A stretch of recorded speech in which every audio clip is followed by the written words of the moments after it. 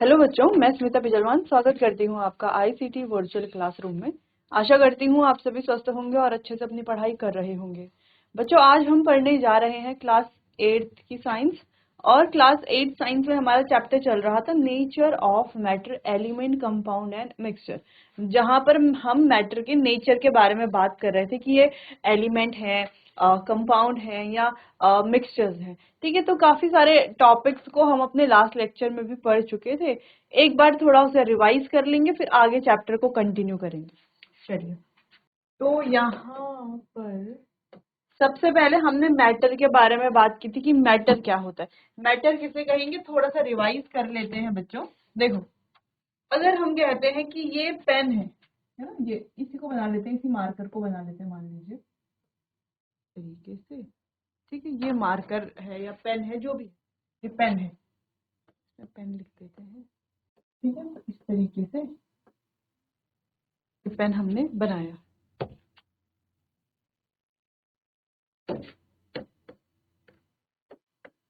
तो पेन हमने लिख दिया है।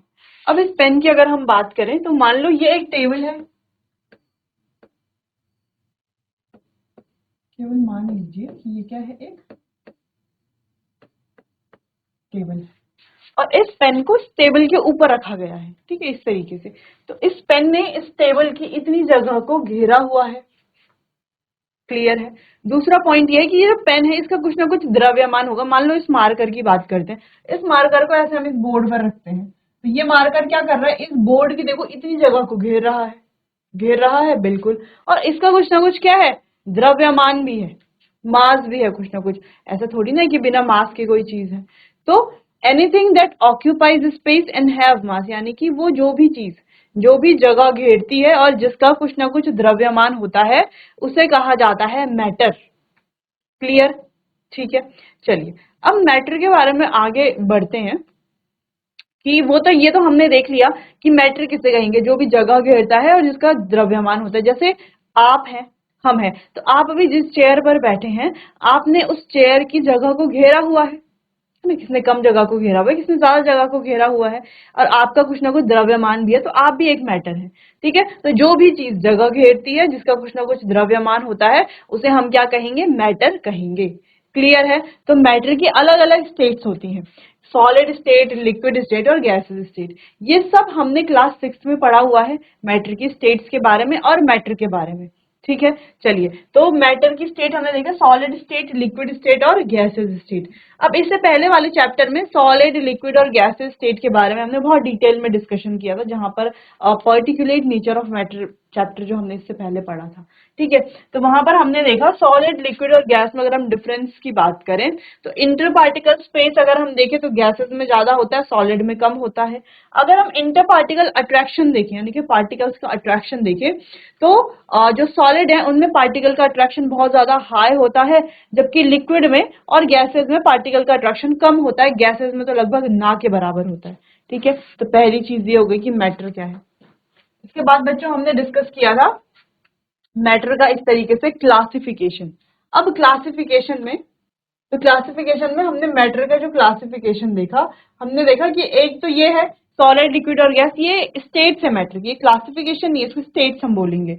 मैटर का क्लासिफिकेशन दो पार्ट में, एक होते हैं हमारे पास प्योर सब्सटेंसेस और एक होते हैं मिक्सचर। प्योर सब्सटेंसेस शुद्ध पदार्थ जिन्हें कहा जाता है, जो एक ही तरह के पार्टिकल से मिल करके बनते हैं, उन्हें कहेंगे शुद्ध पदार्थ, यानी कि प्योर सब्सटेंसेस।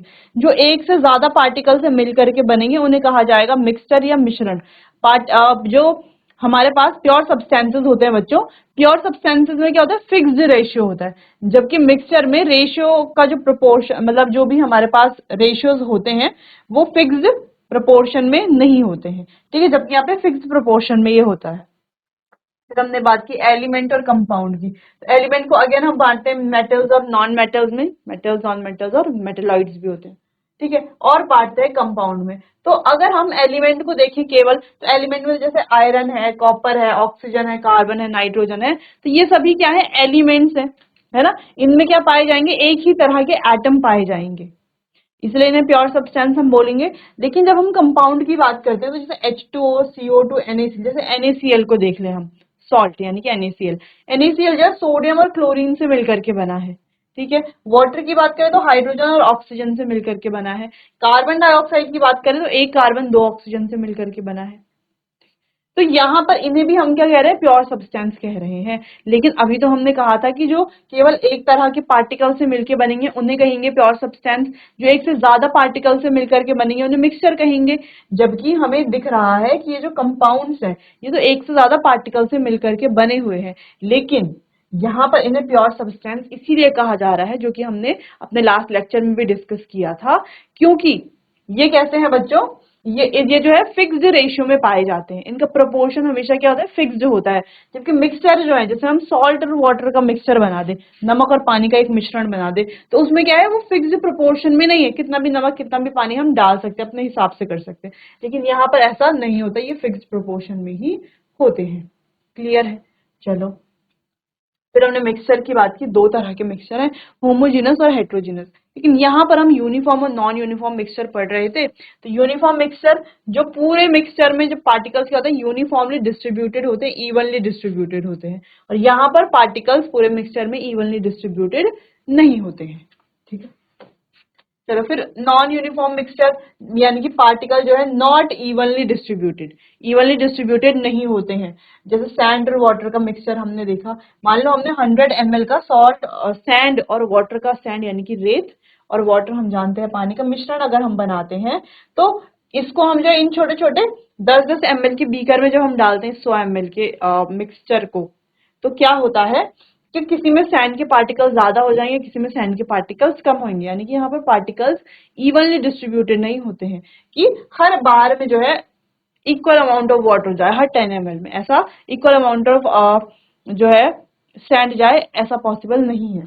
ठीक है, तो मान लो सब में हम 10-10 ml अगर भरते हैं, 10-10 ml, तो क्या होगा, किसी में ज्यादा सैंड के पार्टिकल्स हो सकते हैं, किसी में कम पार्टिकल्स हो सकते हैं। जैसे हमने यहाँ पर एक और एग्जांपल देखा था कि स्प्राउट्स का मिक्सचर हमारे पास है। अब स्प्राउट्स में क्या क्या है कि इसमें जो है काले चने भी हैं, मूंग भी है, इसमें अनियंस भी है, टोमेटोज भी हैं, कुकुम्बर भी है, बहुत सारी चीजें हैं। तो मिला हुआ है और उसको हमें क्या करना है, अलग अलग प्लेट्स में रखना है ना, एक आपके लिए, एक आपके ब्रदर के लिए, एक आपके सिस्टर के लिए, इस तरीके से अलग अलग प्लेट में रखना है। तो हर प्लेट में बराबर चने बराबर प्याज आए ऐसा जरूरी नहीं है, ऐसा हो ही नहीं सकता है। तो क्या हो, किसी में प्याज ज्यादा हो सकते हैं, किसी में कम हो सकते हैं, किसी में चने ज्यादा हो सकते हैं, किसी में मूंग ज्यादा हो सकती है। तो यहाँ पर इवनली डिस्ट्रीब्यूटेड ये नहीं होंगे। ठीक है, तो इस तरह के मिक्सचर को कहा जाता है नॉन यूनिफॉर्म मिक्सचर, और हम इसे हेट्रोजीनस भी बोल सकते हैं। ठीक है, नेक्स्ट हमने यूनिफॉर्म मिक्सचर की बात की, जहां पर पार्टिकल्स इवनली डिस्ट्रीब्यूटेड होते हैं। जैसे कि हमने सॉल्ट और वाटर का एक मिक्सचर बनाया और 100 ml का, और इसे 10-10 ml के बीकर में जब हम डालेंगे, तो इन 10 ml के बीकर में सब में equal amount of salt water होगा। ठीक है, सॉल्ट के जो पार्टिकल्स है वो बराबर ही होंगे सब में। ठीक है, क्योंकि पार्टिकल्स यूनिफॉर्मली डिस्ट्रीब्यूटेड होते हैं। ऐसा नहीं होगा कि ये ज्यादा नमकीन होगा, ये कम नमकीन होगा, ऐसा यहाँ पर नहीं होगा। जैसा मान लो हमने इन फ्रूट से मिला करके ये जूस तैयार किया। अब इस जूस को हमने मतलब अच्छे से हमने इसका पेस्ट बना करके इसकी स्मूदी टाइप की बना दी, है ना, शेक बनाते हैं आप लोग, ऐसे ऐसे हमने बना दिया। अब इस शेक को या स्मूदी को या जूस को, जो आप कह लें, उसे हमने क्या किया, ये ABCD जो ग्लासेस हैं, इन ग्लासेस में भरना है, एक आपके लिए, एक आपके मदर के लिए, एक फादर के लिए, एक ब्रदर के लिए, इस तरीके से। तो क्या करना है, इसको यहाँ पर फिल करना है। तो फिल करेंगे तो क्या होगा, सब में जो टेस्ट है वो बराबर आएगा, सबका जो कलर है वो सेम होगा। होगा ऐसा? ऐसा तो नहीं होगा कि ए वाले में जो है एप्पल का स्वाद ज्यादा आएगा, बी वाले में मैंगो का स्वाद ज्यादा आएगा, सी वाले में ऑरेंज का स्वाद ज्यादा आएगा, डी वाले में पपाया का स्वाद ज्यादा आएगा। क्या ऐसा होगा? नहीं, ऐसा बिल्कुल नहीं होगा, क्योंकि ये अच्छे से मिक्स हो गया है। क्योंकि क्या है, पार्टिकल्स क्या इवनली डिस्ट्रीब्यूटेड हो गए हैं, सारे पार्टिकल अच्छे से मिक्स हो गए, इसीलिए तो कलर भी सेम आया है और सबका टेस्ट जो है वो सेम होगा। क्लियर है? चलो, तो ऐसे मिक्सचर को कहा जाता है यूनिफॉर्म मिक्सचर, या हम कह सकते हैं बच्चों होमोजीनियस मिक्सचर। ठीक है, चलिए अब आगे बढ़ते हैं। नेक्स्ट हमारे पास है अलॉय। अगर हम अलॉय की बात करें तो अलॉय को भी हम मिक्सचर बोल रहे हैं। अब आपने क्या अलॉय देखा है, जैसे आपने स्टील देखा है, स्टील के बर्तन आपके घरों में होते हैं। स्टील के अलावा आपने बच्चों देखा होगा पीतल। ठीक है, पीतल देखा है आपने, कांसा देखा है, कांसे के बर्तन आपने देखे हैं, पीतल के बर्तन आपने देखे हैं। तो क्या आप कह सकते हैं कि ये क्या है, मिक्सचर है? आपको लगता है कि ये मिक्सचर है? देखो देखने से तो नहीं लगते हैं कि ये मिक्सचर होंगे, लेकिन एक्चुअल में ये मिक्सचर्स होते हैं। ठीक है, अब होता क्या है, ये जो अलॉय है ये एक तरह के होमोजेनस मिक्सचर होते हैं, या हम कह सकते हैं इनको कैसे हैं, यूनिफॉर्म मिक्सचर हैं, क्योंकि पार्टिकल्स इवनली डिस्ट्रीब्यूटेड होते हैं। ठीक है, होमोजेनस या यूनिफॉर्म इन नेचर। अब ये जो अलॉय है ये धातु और धातु से मिलकर के भी बन सकता है, धातु और अधातु से मिलकर के भी बन सकता है, लेकिन बनेगा जब भी हमेशा कैसा होगा, होमोजीनस मिक्सचर होगा। इससे रिलेटेड एग्जाम में क्वेश्चन आता है, बच्चे कंफ्यूज हो जाते हैं, उन्हें पता ही नहीं है होमोजीनस है या हेट्रोजीनस है। कुछ बच्चे तो मानते ही नहीं कि अलॉय मिक्सचर है। ठीक है, अलॉय क्या है, मिक्सचर है। जैसे हम बात करें यहाँ पर ब्रॉन्ज की, ब्रॉन्ज यानी कि कांसा होता है। ठीक है, तो कांसा हम जानते हैं, कांसे के बर्तन भी होते हैं। तो कांसा जो है कॉपर और टिन से मिलकर के बनता है। कॉपर एक धातु है हमारे पास, टिन भी धातु है, दोनों धातु के मिश्रण से ये बनता है। ब्रास की बात करें, ठीक है, यानी कि पीतल की बात करें, तो पीतल भी कॉपर और जिंक यानी कि तांबा और जस्ते के मिक्सचर से मिलकर के बनता है। ठीक है, लेकिन मिक्सचर कैसा होगा, होमोजीनस होगा। ठीक है, चलो इतना क्लियर है।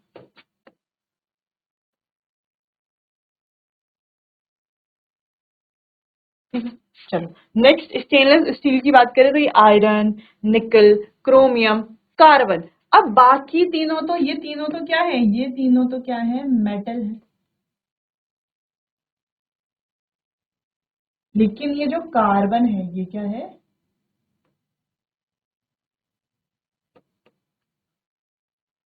ये नॉन मेटल। कार्बन क्या है, नॉन मेटल है। तो ये मेटल और ये नॉन मेटल, तो ये क्या है, मेटल और नॉन मेटल के मिक्सचर से बना। देखो कितनी सारी चीजें मिली हुई स्टेनलेस स्टील को बनाने के लिए। ठीक है, स्टेनलेस स्टील और ये क्या है, मेटल है। चलो क्लियर है। तो इतना अब आप समझ गए हैं कि अलॉय क्या होते हैं। ठीक है, अलग अलग अलॉय के जो एग्जाम्पल हैं जैसे कि steel, brass, bronze, stainless steel, आपको याद रखने हैं। फिर बात की हमने एयर के बारे में कि एयर क्या है, एक होमोजेनस मिक्सचर है। मिक्सचर है क्या एयर, हाँ बिल्कुल। अगर 100% एयर की बात करते हैं तो उसमें 78% तो क्या होता है, नाइट्रोजन होता है। और किसी किसी बुक्स में आपको 79% लिखा हुआ मिलेगा, लेकिन 78% होता है। ठीक है, अगर कभी भी आपसे पूछा जाए तो 78% आप कहेंगे। तो ऑक्सीजन होती है 21%, बाकी का जो 1% है उसमें कार्बन डाइऑक्साइड, वाटर वेपर, इसके अलावा हीलियम है, डस्ट है, स्मोक है, और भी बहुत सारी अदर गैसेस होती हैं, वो सब पाई जाती है बाकी के 1% में। लेकिन क्या एयर को देख करके आपको कभी लगता है कि इसमें इतनी सारी गैसेस मिक्स होंगी, नहीं लगता है ना। तो इसीलिए एयर क्या है, एक होमोजेनस मिक्सचर है, या हम कहें एक यूनिफॉर्म मिक्सचर जिसमें इतनी सारी चीजें मिली हुई है। बाकी अगर हम एयर की कुछ एयर में प्रेजेंट ऑक्सीजन बहुत ज्यादा यूजफुल होता है, उसकी अगर हम कुछ प्रॉपर्टीज की बात करें तो जैसे ऑक्सीजन है बहुत ज्यादा हेल्पफुल है, किसमें, रेस्पिरेशन की प्रोसेस में। जो हम सांस लेते हैं, सांस छोड़ते हैं, छोड़ने में नहीं लेकिन लेने में, सांस लेने में ऑक्सीजन बहुत ज्यादा इंपॉर्टेंट हमारे लिए है। बाकी जो कार्बन डाइऑक्साइड हम रिलीज करते हैं, वो कार्बन डाइऑक्साइड यूज की जाती है प्लांट्स के द्वारा। ठीक है, ह्यूमन और प्लांट्स के बीच में क्या है, एक रिलेशनशिप है, जिस रिलेशनशिप की वजह से कार्बन डाइऑक्साइड और ऑक्सीजन जो है बैलेंस है हमारे नेचर में, सिर्फ केवल इस रिलेशनशिप की वजह से है। लेकिन ऐसा नहीं कहा जाता केवल यही रिलेशनशिप है जिसकी वजह से कार्बन डाइऑक्साइड और ऑक्सीजन जो है नेचर में बैलेंस है। हाँ ये है वन ऑफ देम, लेकिन इसके अलावा और भी फैक्टर्स हैं। ठीक है, पहली चीज तो ये हो गई।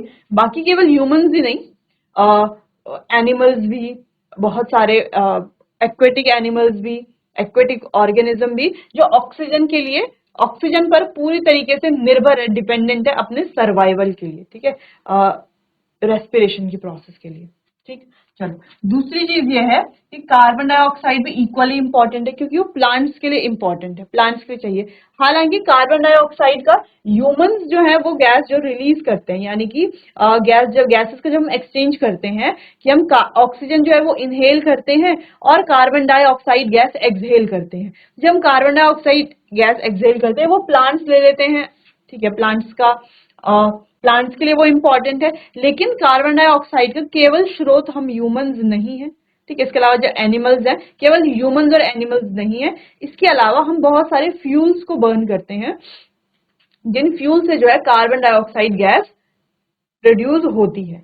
ठीक है, तो कार्बन डाइऑक्साइड गैस ज्यादा मात्रा में अगर बढ़ती है तो उससे बहुत ज्यादा प्रॉब्लम्स भी हमें देखने को मिलती हैं, उसके बारे में बाद में बात करेंगे। फिर जो है ऑक्सीजन जो है हेल्प करती है कंबशन की प्रोसेस में, दहन की प्रक्रिया में।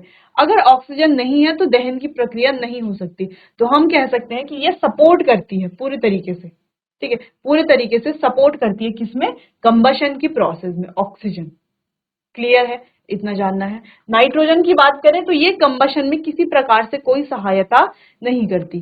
कार्बन डाइऑक्साइड भी कंबशन में कोई सहायता नहीं करती, हाँ आग बुझाने के लिए काम आ जाती है। जो फायर एक्सटिंग्विशर्स होते हैं उसमें कार्बन डाइऑक्साइड ऐसे हैवी गैसेस जो होती हैं वो डाली जाती हैं, जिससे इजीली अगर कहीं पर आग लगी हुई है, आग बढ़ रही है, तो उसे जो है नियंत्रण में लाया जा सकता है। बाकी एयर के बारे में आपको इतना जानना है कि ये एक होमोजेनस मिक्सचर है। क्या एयर एक मैटर है? हाँ बिल्कुल, क्लास 6 से पढ़ते आ रहे हैं कि एयर जो है वो मैटर है, क्योंकि एयर क्या करती है, स्पेस भी ऑक्यूपाई करती है और एयर का मास भी होता है, जिसको हम कई बार एक्टिविटी से देख करके हमने कर लिया है कई बार। चलो इतना क्लियर है। अच्छा, फिर CO2 के कन्फर्मेशन टेस्ट हमने देखा कि एयर में जो है वो कार्बन डाइऑक्साइड प्रेजेंट है, तो हमने क्या किया, हमने लिया क्विक लाइम, सॉरी हमने लिया लाइम वाटर। ठीक है, क्या लिया, लाइम वाटर। कैसे बनाया, क्विक लाइम में पानी डाल दिया, लाइम वाटर बन गया। कैल्शियम ऑक्साइड में वाटर डाला, कैल्शियम हाइड्रोक्साइड हमने बना लिया। अभी जो क्विक लाइम है इसमें जब हमने वाटर डाला तो हमारे पास जो लाइम वाटर बना, लाइम वाटर को ऐसे हम छोड़ देंगे कुछ समय के लिए, किसी वॉच ग्लास में रख करके, किसी भी चीज में रख करके ट्रांसपेरेंट जो हो, तो हम क्या करेंगे, बार बार उसको रेगुलर इंटरवल्स के बाद उसको बार बार क्या करते रहेंगे, उसको घोलने की कोशिश करेंगे। ऐसे ही कुछ डालना नहीं है उसमें, ऐसे घोलने की कोशिश करेंगे, तो हम कुछ समय के बाद क्या देखेंगे, जो लाइम वाटर है ये कैसा हो जाता है, दूधिया हो जाता है, मिल्की हो जाता है। क्यों, क्योंकि एयर में क्या प्रेजेंट है, कार्बन डाइऑक्साइड। तो जब हम मिला रहे हैं तो उसमें एयर मिल रही है, कार्बन डाइऑक्साइड की वजह से वो क्या हो रहा है, मिल्की हो जा रहा है। मिल्की क्यों होता है, क्योंकि कैल्शियम कार्बोनेट का फॉर्मेशन वहां पर होता है। क्लियर है। चलो, तो ये टेस्ट जो है CO2 का कंफर्मेशन टेस्ट भी है, इसलिए भी इस टेस्ट को जो है आप हायर क्लासेस में भी पढ़ेंगे, तो थोड़ा बहुत आपको पता होना चाहिए।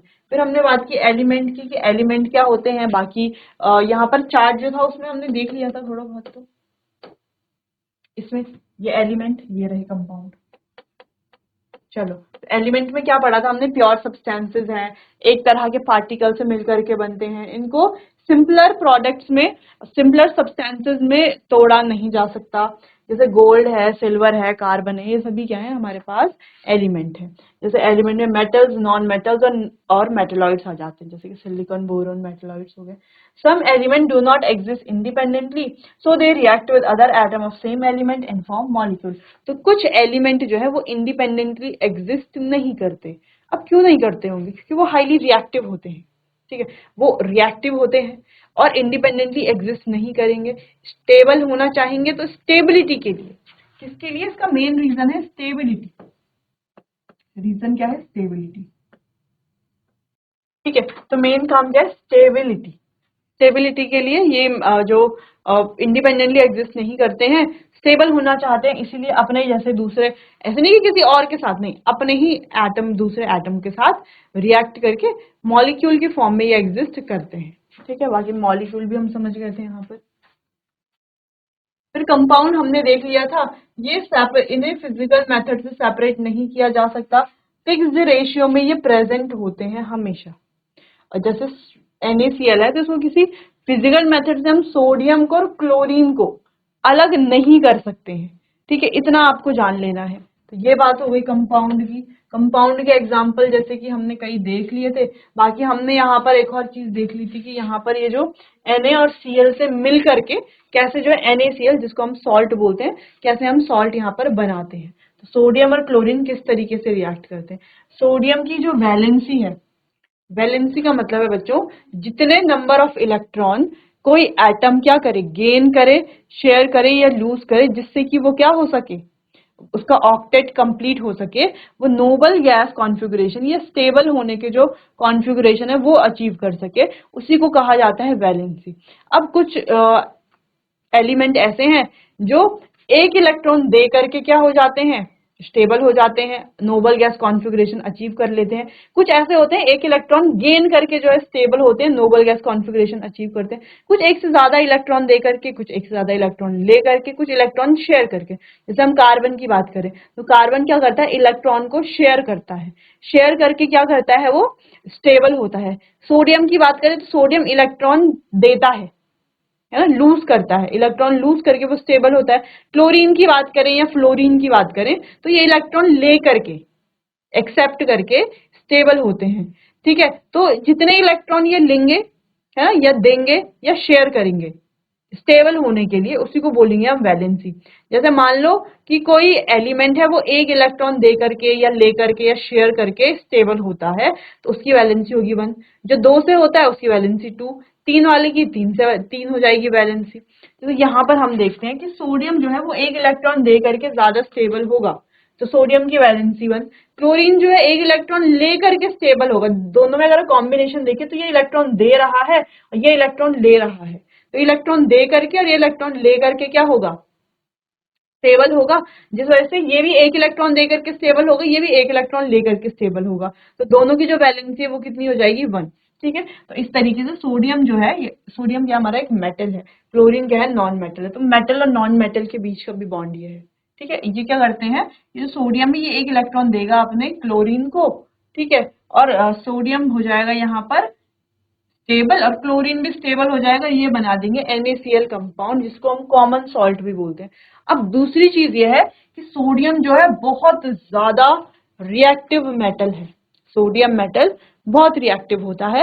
हालांकि ये बहुत ज्यादा हार्ड नहीं होता है, बहुत ज्यादा सॉफ्ट होता है, इतना सॉफ्ट होता है कि इसे चाकू से काटा जा सकता है, लेकिन होता है हाईली रिएक्टिव। एयर में, वाटर में इसको नहीं डाल सकते क्योंकि ये क्या करेगा, ये हाईली एक्सोथर्मिक भी होता है। जब इससे जो रिएक्शन होती है वो हाईली एक्सोथर्मिक होती है, अगर रखा जाएगा तो एकदम एक्सप्लोजिव ये होता है, एक्सप्लोड करेगा या ब्लास्ट, ब्लास्ट तो नहीं कहेंगे, एक्सप्लोड ये करेगा, एक्सप्लोजिव ये होता है जिससे आग तक लग सकती है। ठीक, क्योंकि H2 ये गैस रिलीज होगी जब रिएक्शन करेगा ये एयर के साथ या वाटर के साथ, तो वहां पर आग लगने की संभावना भी रहती है। यानी कि कुल मिलाकर के बात यह है कि बहुत ज्यादा हाईली रिएक्टिव मेटल, ये बहुत खतरनाक मेटल है। ठीक है, क्लोरीन की बात करें तो ये बहुत ज्यादा हम कह सकते हैं बहुत ज्यादा डेंजरस गैस ये होती है, क्लोरीन गैस बहुत खतरनाक होती है।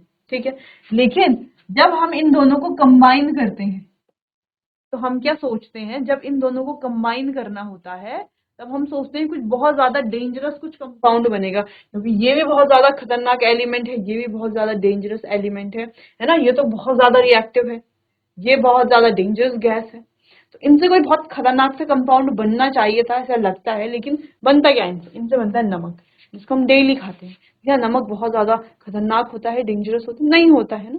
तो इसी तरीके से जो एलिमेंट है मिल करके जो है कुछ अलग ही तरह का कंपाउंड बनाते हैं।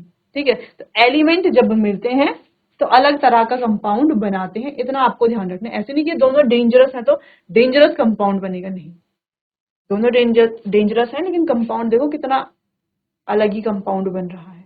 ठीक है, तो यही बात होती है कंपाउंड की, कि ये जो एलिमेंट्स है उनकी प्रॉपर्टी से बिल्कुल अलग हमारे पास कंपाउंड बनता है।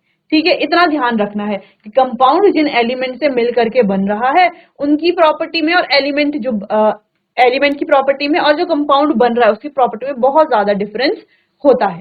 ठीक है, इतना ध्यान रखना है, सिंपल सिंपल चीजें हैं। फिर यहाँ पर इवेपोरेशन की प्रोसेस हमने डिस्कस की थी। इवेपोरेशन की प्रोसेस में क्या होता है, इवेपोरेशन क्या है बच्चों, एक सरफेस फिनोमेना है। पहले सरफेस के पार्टिकल्स इवेपोरेट होंगे, देन नीचे वाले पार्टिकल सरफेस पे आएंगे तो वो इवेपोरेट होंगे। इस तरीके से जैसे आप सुबह नहाते हैं तो बाल गीले रहते हैं, स्कूल आते आते बाल सूख जाते हैं, तो कोई मैजिक नहीं हो रहा है, इवेपोरेशन की प्रोसेस चल रही है, निरंतर चलती रहती है। और दूसरी बात यह कोई इसे कंट्रोल भी नहीं कर सकता, बस कुछ फैक्टर हैं जो इसे अफेक्ट करते हैं, अच्छे वे में भी कर सकते हैं, नेगेटिव वे में भी कर सकते हैं। जैसे टेम्परेचर है तो ये अच्छा है इवेपोरेशन के लिए, टेम्परेचर अगर बढ़ेगा तो इवेपोरेशन भी तेज हो जाता है। लेकिन ह्यूमिडिटी अगर बढ़ेगी तो ह्यूमिडिटी अच्छी नहीं है इवेपोरेशन के लिए, ह्यूमिडिटी अगर बढ़ती है तो इवेपोरेशन कम हो जाता है। ठीक है, तो सिंपल सी बात है, ये एक सरफेस फिनोमिना है। पहले जो पार्टिकल्स हैं वो हीट एब्जॉर्ब करेंगे अपने सराउंडिंग से, कहीं ना कहीं से हीट एब्जॉर्ब करते हैं, हीट एब्जॉर्ब करके उनकी काइनेटिक एनर्जी बढ़ती है, वाइब्रेशंस बढ़ते हैं, फोर्स ऑफ अट्रैक्शन धीरे धीरे कम होने लगता है, पार्टिकल के बीच में इंटर पार्टिकल स्पेस आने लगता है, धीरे धीरे पार्टिकल जो है इवेपोरेट हो जाते हैं। क्लियर है? सिंपल सी प्रोसेस। देखो बॉइलिंग में भी यही होता है, लेकिन बॉइलिंग क्या एक बल्क फिनोमिना है और उसमें हीट देनी पड़ती है। ठीक है, बाकी प्रोसेस तो यही है कि उसके पार्टिकल भी हीट एब्जॉर्ब करेंगे, काइनेटिक एनर्जी बढ़ेगी, वाइब्रेशन बढ़ेंगे, फोर्स ऑफ अट्रैक्शन कम होगा, पार्टिकल का स्पेस बढ़ेगा और वो इवेपोरेट होंगे या बॉयल होकर के वेपर्स उनके बनेंगे। ठीक है, चलो इतना एक बार आप देख लीजिए इसे।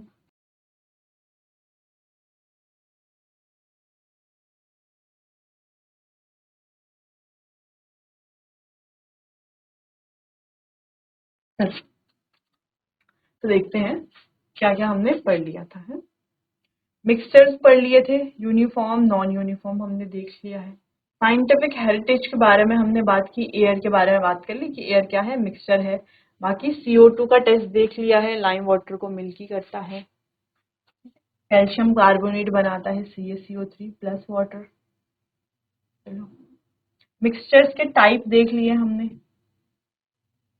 ठीक है, हमने एडल्ट्रेशन, हमने प्योर सब्सटेंस के बारे में बात की। यहाँ पे एक छोटा सा टॉपिक था एडल्ट्रेशन जो इम्पोर्टेंट है बहुत। एडल्ट्रेशन किसे कहेंगे हम, जैसे फूड में जो मिलावट होती है उसको एडल्ट्रेशन कहा जाता है। किसी भी फूड में, जैसे हम कहीं बाहर रेस्टोरेंट में खाना खाने जाते हैं, हाँ, बहुत ज्यादा फूड कलर या बहुत सारी चीजें मिलाई जाती हैं जो क्या करती हैं उसको अनहेल्दी बना देती हैं, अनफिट टू ईट बना देती हैं। ठीक है, तो वही उसी को हम क्या बोलते हैं, एडल्ट्रेशन बोलते हैं। अच्छा, एडल्ट्रेशन अगर हम फूड की टर्म में बात करें, कॉमन टर्म में बात करें, तो प्योर का मतलब क्या है, कॉमन वे में प्योर का मतलब है जिसमें कोई मिलावट ना हो। जैसे मान लो ये घी है, इसमें मिलावट है, और एक घी ऐसा है जिसमें मिलावट नहीं है, तो जिसमें मिलावट नहीं है उसको हम क्या कहेंगे कि ये प्योर घी है। जिसमें मिलावट है उसे क्या कहेंगे कि ये इम्प्योर है। ठीक है, लेकिन क्या जो प्योर घी है क्या वो रियल में प्योर है? कि घी में भी तो बहुत सारी चीजें है ना, फैट्स होते हैं, कई सारी चीजें होती हैं, तो वो भी प्योर नहीं है अगर हम साइंटिफिक वे में देखें तो। लेकिन अगर जनरल वे में बात करें, कॉमन यूजेज की बात करें, तो उसे हम प्योर कहेंगे। ठीक है, या हम कोई भी चीज है, जैसे हम इस हल्दी की बात करते हैं या मिल्क की बात करते हैं, तो जनरली मिल्क को हम क्या बोल रहे हैं, अगर ये प्योर मिल्क है, इसमें कोई मिलावट नहीं है, तो इसको प्योर हम बोलेंगे। लेकिन क्या ये रियल में प्योर है? बिल्कुल भी नहीं, क्योंकि इसमें शुगर्स होते हैं, कार्बोहाइड्रेट्स होते हैं, फैट्स होते हैं, तो बहुत सारी चीजों से मिल करके मिल्क बनता है। तो मिल्क प्योर तो कहीं भी नहीं है। ठीक है, प्योर वो नहीं है। क्लियर है? चलो, तो ये ध्यान रखना है आपको कि एडल्ट्रेशन क्या होता है। अच्छा, एडल्ट्रेशन मिलावट होती है ये तो हम समझ गए, लेकिन ये किया क्यों जाता है ना? क्यों कोई जो है खाने में या किसी चीज में मिलावट करना चाहेगा? क्योंकि इससे क्या होता है, कॉस्ट कम लगती है, मैन्युफैक्चरिंग जो है उसमें क्या होता है, मैन्युफैक्चरिंग कॉस्ट कम हो जाती है, क्वांटिटी बढ़ जाती है, कम पैसों में ज्यादा क्वांटिटी मिलती है, जिससे कि हेल्थ का भी नुकसान होता है। ठीक है, चलो, तो कोई करता क्यों है ये हम समझ गए, क्योंकि कॉस्ट इसमें कम लगती है, कम कम चीजों में जो है ज्यादा क्वांटिटी बन जाती है। ठीक है, क्वालिटी की यहाँ पर कोई बात नहीं, क्वालिटी पुअर होती है। चलो, बाकी अगर हम जनरली जनरली तो हम समझ गए कि प्योर इम्प्योर का मतलब क्या है। लेकिन अगर हम वैसे साइंटिफिक वे में देखें कि प्योर का मतलब क्या है, कि जो एक ही तरह के पार्टिकल से बनेंगे केवल उन्हें प्योर कहा जाएगा। ठीक है, क्या हम गोल्ड की बात करें तो गोल्ड क्या पूरे तरीके से प्योर है? या जिस गोल्ड की हम ज्वेलरी पहनते हैं, कोई भी हो सकता है, आप कोई वॉच पहनते हो गोल्ड की, या आप कोई चेन पहनते हो, कोई ब्रेसलेट पहनते हो, कोई रिंग पहनते हो गोल्ड की, तो क्या वो गोल्ड आपको लगता है कि 100% प्योर है? आप कहेंगे हाँ बिल्कुल गोल्ड की बनी है। नहीं, 24 कैरेट गोल्ड प्योर होता है, लेकिन 24 कैरेट गोल्ड की जो है ज्वेलरी नहीं बनाई जाती। ठीक है, 22 कैरेट की बनाई जाती है, और उसमें जो है कोई मेटल जो क्रोमियम या कार्बन या कुछ ना कुछ उसमें मिलाया जाता है, ताकि वो कैसा हो सके, क्योंकि जो प्योर गोल्ड होता है वो बहुत ज्यादा सॉफ्ट होता है, उसकी ज्वेलरी नहीं बनाई जा सकती, इसीलिए उसमें कुछ ना कुछ मिलाया जाता है जिससे कि वो थोड़ा हार्ड वो हो सके, फिर उसकी ज्वेलरीज बनाई जाती है जो हम वेयर करते हैं। ठीक है, चलो, तो प्योर सब्सटेंसेस क्लियर हो गया था, एक्सपेरिमेंट हमने देख लिया था, हाइड्रोजन गैस एलिमेंट पढ़ लिया था, metals, non metals, metalloids clear हो गया था। कंपाउंड क्या होते हैं हमने अभी देखा, जैसे NaCl है, सोडियम बहुत ज्यादा सॉफ्ट मेटल है लेकिन बहुत ज्यादा रिएक्टिव है। क्लोरीन क्या है, एक बहुत ज्यादा हजार्डियस गैस है। जब ये कंबाइन होते हैं तो बहुत प्यारा सा एक हमारे पास जो है सॉल्ट बन करके बनता है, सॉल्ट हमें मिलता है। फिर यहाँ पर हम कुछ एक्टिविटीज ही देख रहे थे लास्ट लेक्चर में, ठीक है, कंपाउंड, और यहाँ पे हमने ये एक्टिविटी देख ली थी। चलो, बस यहाँ पर कुछ रिएक्शन है जो आपको देखनी है। तो लास्ट लेक्चर में हमने ये एक्सपेरिमेंट देखा था जहाँ पर हम इसे बर्न, एक तो फिजिकली हम मिला रहे थे, एक बार फिर हम हीट कर रहे थे, तो हम एक तरह से फिजिकल चेंज और केमिकल चेंज भी हमने यहाँ पर देखा, ठीक है। रिएक्शन आपको नोट करनी है कि आयरन में जब डाइल्यूट हाइड्रोक्लोरिक एसिड डाला जाएगा, ये सिंपल रिएक्शन है, ये किसी भी एसिड और मेटल की रिएक्शन भी। आयरन क्या है, एक मेटल है, और हाइड्रोक्लोरिक एसिड क्या है, एसिड है, ठीक। मेटल और एसिड जब मिलाया जाएगा तो ये बनाता है आयरन क्लोराइड और हाइड्रोजन गैस, ठीक है। तो कुछ चीजें हैं जो आपको ध्यान रखनी है, एक बार आप इसे देख लीजिए। तो बच्चों यहाँ तक तो चैप्टर हमने कंप्लीट कर लिया था, बाकी इससे आगे चैप्टर को कंप्लीट करेंगे हम अपने आने वाले अगले सेशन में। तब तक के लिए आपका बहुत बहुत धन्यवाद।